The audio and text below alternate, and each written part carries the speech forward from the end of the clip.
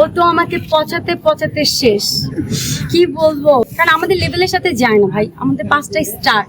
Japan একটা গোল দিয়ে দিল, আমাকে বলতেছে এখনো সময় আছে, তুমি আমাদের দলে চলে আসো, ব্রাজিল থেকে আর্জেন্টিনায় চলে আসো, আমি তোমাকে জার্সি গিফট করতেছি। আচ্ছা, আমি ব্রাজিল সাপোর্টার। জাপান যখন মানে ফার্স্ট গোল দিয়ে দিল, আমার তো কি বলবো যে এত খারাপ লাগছিল যে কি হলো, কিন্তু মনের ভিতরে একটা আত্মবিশ্বাস ছিল ব্রাজিল জিতবে। আমি শুধু আল্লাহ আল্লাহ করছিলাম আর কি বলে যে দোয়া করছিলাম যে ইনশাল্লাহ ব্রাজিল জিতবে, আমার মনে বিশ্বাস ছিল। আমি জানি যে ব্রাজিল গোল দিবেই, ইভেন জাপানের সাথে হারবে না, এটা আমার মনে একটা বিশ্বাস ছিল। অ্যাটলিস্ট সেকেন্ড রাউন্ডে হেরে যাওয়ার মতো দল ব্রাজিল না। কিন্তু আমার পার্টনার, আমার হাজব্যান্ড হচ্ছে আর্জেন্টিনা সাপোর্টার।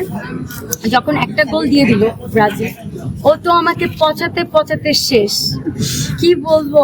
ও আমাকে এত মানে, আপনারা জানেন যে আর্জেন্টিনা সাপোর্টাররা সবসময় ব্রাজিলকে পচাতে থাকে, ওরা সবসময় হেয় প্রতিপন্ন করে কথাবার্তা বলে। কিন্তু আমরা ব্রাজিলরা কিন্তু কখনোই ওদের সাথে এভাবে মানে কি বলবো যে ওরা যেভাবে কথা বলে আমরা এইভাবে কখনো কথা বলি না। কারণ আমাদের লেভেলের সাথে যায় না ভাই, আমাদের 5টা স্টার। কোথায় 3টা, আরো 20 বছর লাগবে 5টা স্টার বানাতে।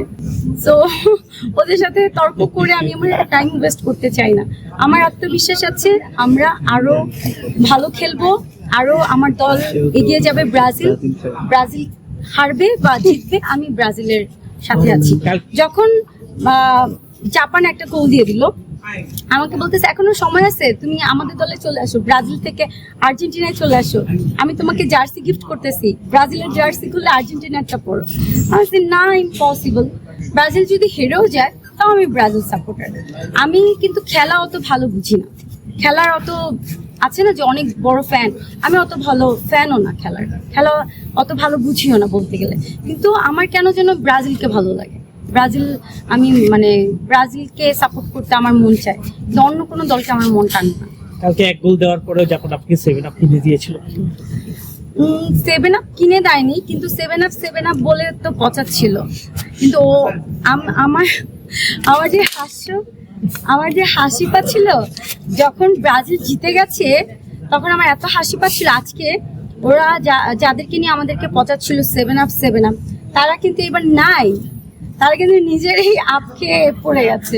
আছে তারা বাদ পড়ে গেছে না? না বাদ পড়েনি। জার্মানি বাদ পড়ে গেছে, গতকাল রাতে বাদ পড়ে গেছে। জার্মানি কিন্তু অলরেডি হেরে গেছে। তো আর্জেন্টিনা সাপোর্টারদের বাবারা কিন্তু নাই, অলরেডি মাঠ খালি হয়ে গেছে। তো কিছু বলার আগে সাবধানে বলবা।